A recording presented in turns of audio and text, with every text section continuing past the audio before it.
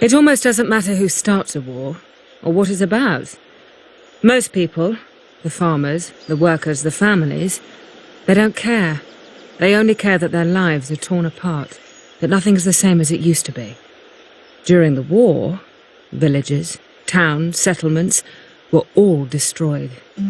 We watched the Abbey fall, and along with it, our faith, our hope. The hardest part of war comes after it's over, when the person in charge of the lands has to rebuild, has to try to give the people back a part of what they lost. After this war, I am that person. I suddenly find myself with a nation full of people who want nothing more than to get their lives back.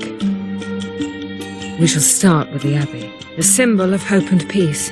And through that rebuilding, perhaps we might help all the people rebuild in their own way. We have few resources. Only the greatest builders could hope to achieve so much with so little. One of the first things to go during the war was our resources. We lost all our stone, our wood, our tools, stolen by cruel pigs with little thought for the people. Before we can even think about rebuilding the Abbey, we need to set up a quarry to help start the supply of those precious resources flowing again. When we fled the Abbey, we left the area to whoever wanted it. Raiders stole anything worth money, and when they left, the real danger moved in. Wolves. If we want to send our men to clear the ruins, we need to evict the new tenants.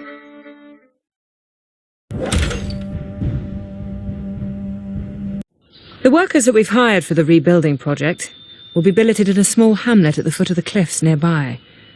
Space is tight, with barely enough housing for all the workers. Getting a stable supply of food into the workers will be a challenge.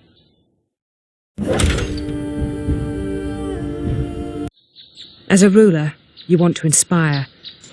People from all over the land have started hearing about our rebuilding process, about what we're doing here.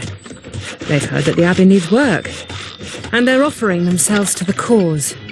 However, the roads have become beset by bandits, and people are scared to visit.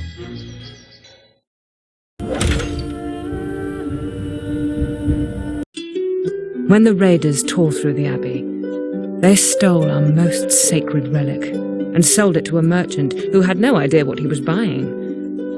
Now he knows he's willing to sell it back to us, but for a price far greater than the gold we have in our reserves. To make matters worse, the local bishop has heard that the relic is for sale and is trying to raise the funds himself.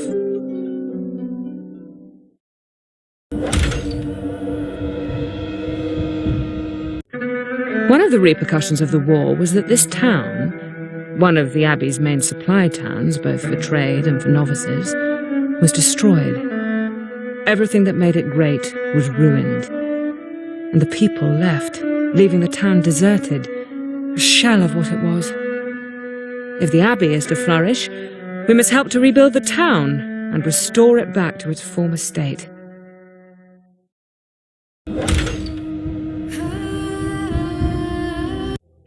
We're so close.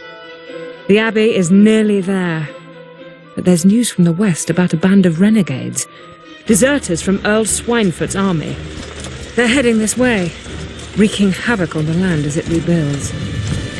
If they were to pass through here, all this hard work could be undone.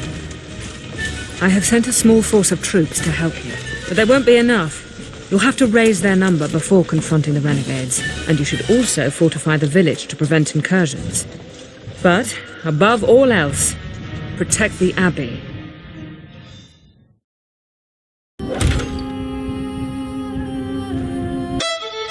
Summer is finally here, and the Abbey is finished, ready to be unveiled to the people who have worked so hard on restoring it.